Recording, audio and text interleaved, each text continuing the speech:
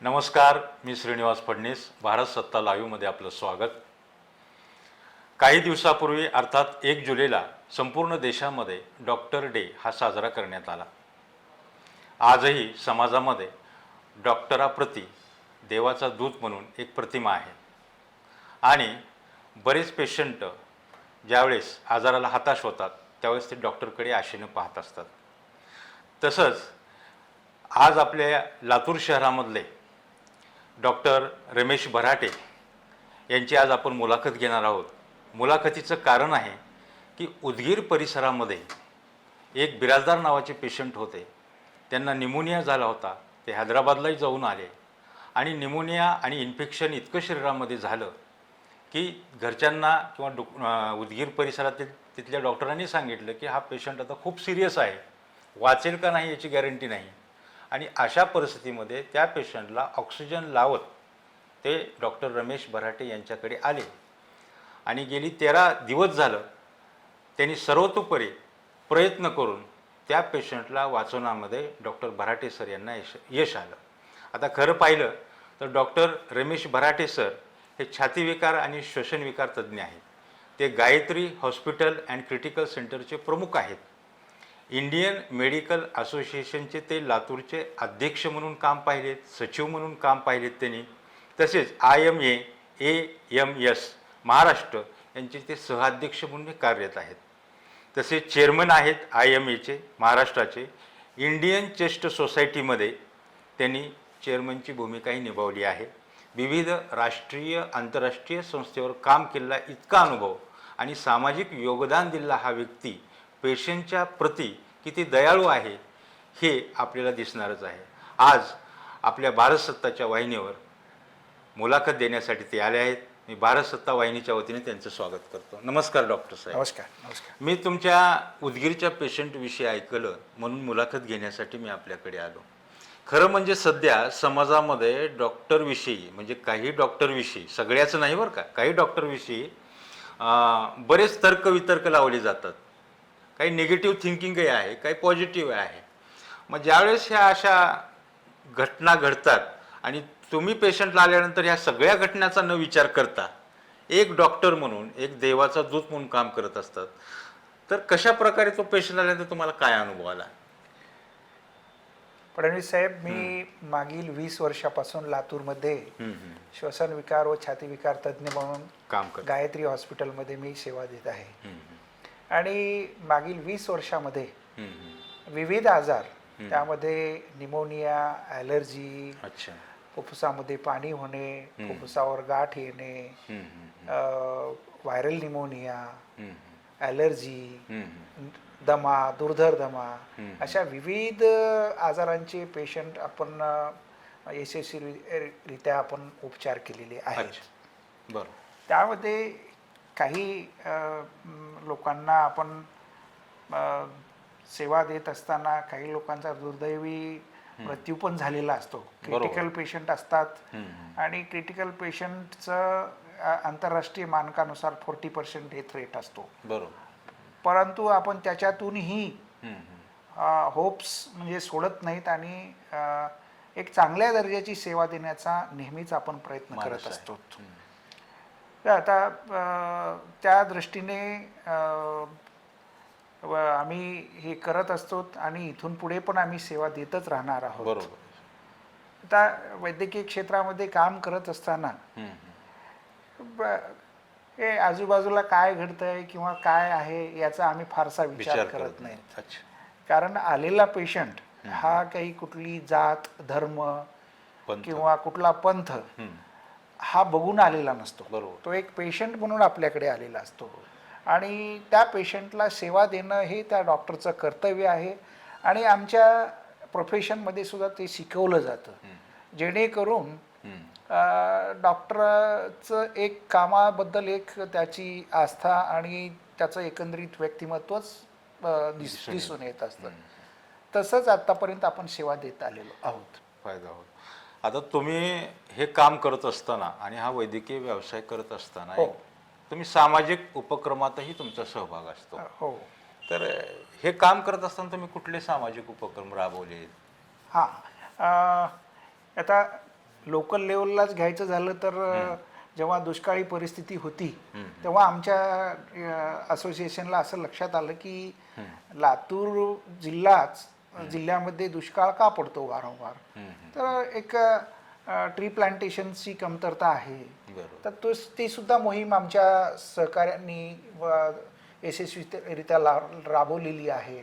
आताच आता सध्याचे जे स्थानिकचे जे अध्यक्ष आहेत ते वेगवेगळे उपक्रम डॉक्टर राऊत, हर्षवर्धन राऊत म्हणून आहेत, ते वेगवेगळे उपक्रम राबवत आहेत आणि ही चांगली बाब आहे. एक समाजामध्ये एक चांगला संदेश जात आहे.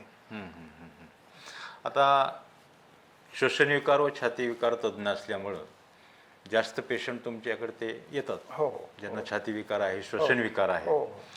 तर आमच्या ऐकण्यात आलं हो, की बाबा उदगीरचा बिराजदार नावाचा पेशंट व्यक्ती हो, अतिशय सिरियस होता. हो. सुरुवातीला आल्यानंतर त्याची नेमकी अवस्था काय होती? हे पेशंट म्हणजे नेमकं त्यांना काय झालं होतं? हे हंसराज लक्ष्मण बिराजदार म्हणून पेशंट. अच्छा. हे आता दमा आणि दुर्धर दमा याच्याविषयी बऱ्याच समाजामध्ये गैरसमज आहेत. त्यांना कुठंतरी इन्फेक्शन झालेलं असेल आणि दम लागत असेल म्हणून त्यांनी ते 8 जूनला हैदराबाद येथे गेले आणि नाकात त्यांनी ते तोंडावाटे मासा वगैरे काहीतरी गिळला आणि तिथून आल्यापासून त्यांना थंडी ताप वगैरे चालू झाला, दम येऊ लागला. ते रिटायर्ड शिक्षक आहेत.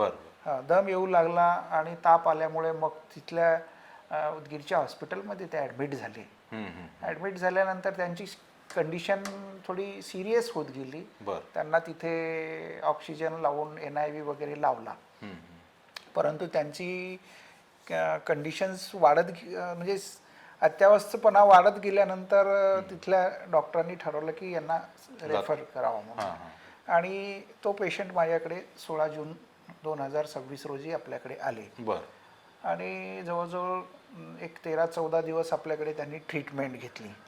तो येताना ऑक्सिजन होतं त्याला? हो, नाही, व्हेंटिलेटरवर चालले होते पेशंटला. पेशंट हा नॉन इन्व्हेजिव्ह, आमच्याकडे व्हेंटिलेटरचे 2 प्रकार आहेत, नॉन इन्व्हेजिव्ह आणि इन्व्हेजिव्ह व्हेंटिलेटर. तर त्यांना नॉन इन्व्हेजिव्ह व्हेंटिलेटरवरच पेशंट आलेला होता. पेशंट हा म्हणजे अनकॉन्शियस स्टेटमध्येच होता आणि आल्याबरोबर आपण इथं व्हेंटिलेटरवर घेतलं, त्यांना ट्रीटमेंट चालू केली. त्यांचे सुरुवातीचे रिपोर्ट्स हे काही समाधानकारक नव्हते. त्यामध्ये एक्सरे, चेस्ट, CT स्कॅन वगैरे पण आम्ही केला आणि त्यांचं आर्टेरियल ब्लड गॅस ॲनालिसिस ज्याला म्हणतात, म्हणजे आपल्या शरीरामध्ये ऑक्सिजन आणि कार्बन डायऑक्साईडचं प्रमाण किती आहे हे याच्यावरून तो पेशंट किती अत्यावस्था आहे हे आपल्याला कळतं. तर ते मला असं लक्षात आलं की पेशंटची कंडिशन ही समाधानकारक नाही आणि फुफ्फुसावरची सूज वाढलेली असल्यामुळे त्यांच्या किडनीवर पण परिणाम झालेला होता. म्हणजे एक अर्थाने तो पेशंट हा निमोनिया, ARDS, सेप्टिसेमिया आणि ॲक्यूट रिनल फेल्युअर अशा अवस्थेमध्ये तो पेशंट होता. आणि आल्याबरोबर आपण ट्रीटमेंट चालू केली आणि मीनवाईल मी रुग्णांच्या नातेवाईकांशी बोललो की पेशंट असा अत्यावस्था आहे. मग त्यांनी सांगितले, डॉक्टर साहेब तुम्ही काय करायचं ते करा, आम्ही होप सोडून दिलेली आहे, परंतु तुम्ही उपचार करा. आणि तसं त्यांनी साथ दिली. नातेवाईकांना सुद्धा काउन्सिलिंग अशा वेळेला आवश्यक भूमिका फार आवश्यक आहे. म्हणजे बऱ्याच वेळेला आपण जर नातेवाईकांची काउन्सिलिंग केली तर जे काही गैरसमज असतात ते बऱ्याच अंशी कमी होत असतात.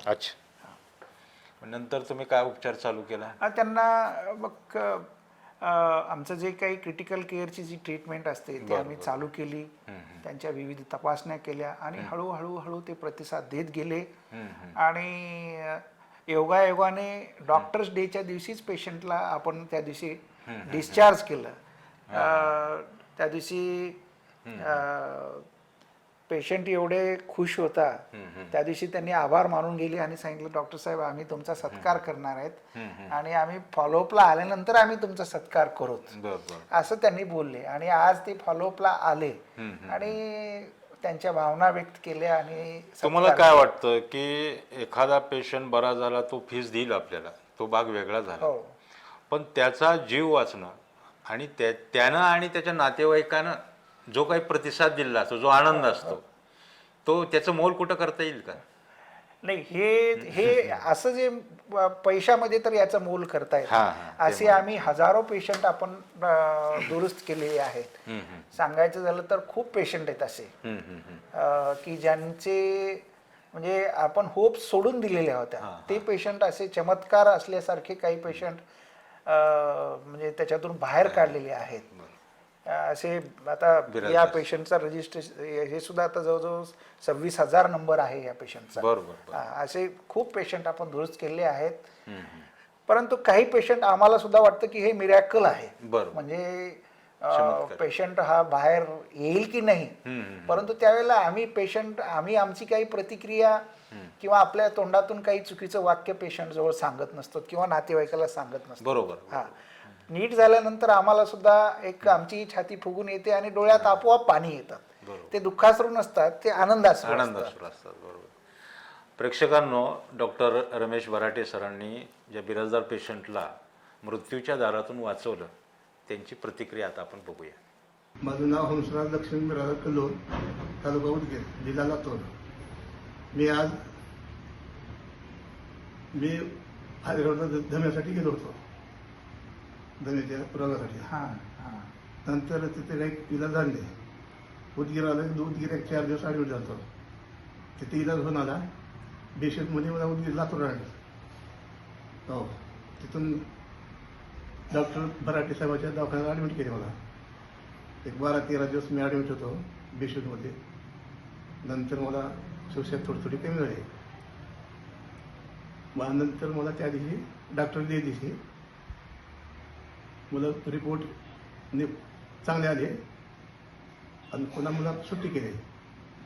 वगैरे 4 दिवस झाल्यावर आज दुसऱ्या फेरी जातो, पहिल्या संपूर्ण बरं आहे.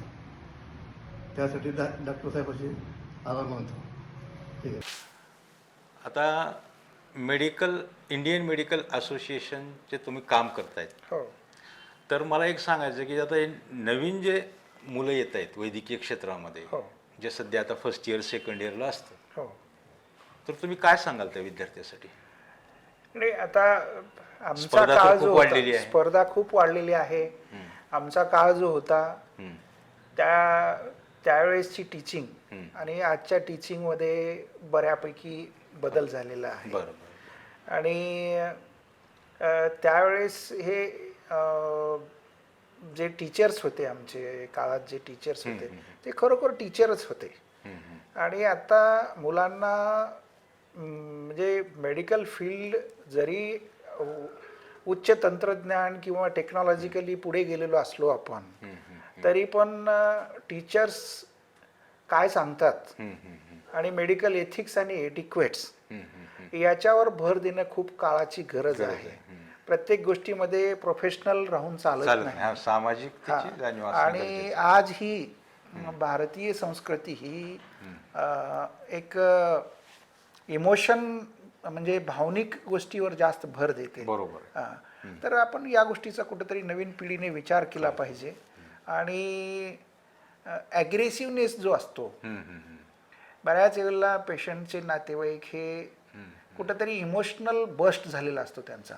ते जेव्हा सिरियस पेशंट घेऊन येतात तेव्हा ते काही आनंदात आलेले नसतात. बरोबर. तर आपण थोडं काउन्सिलिंग करणे, मनोधैर्य दाखवणे हे खूप आवश्यक आहे. आणि आपण ही शांततेत हे प्रश्न सोडवले पाहिजेत.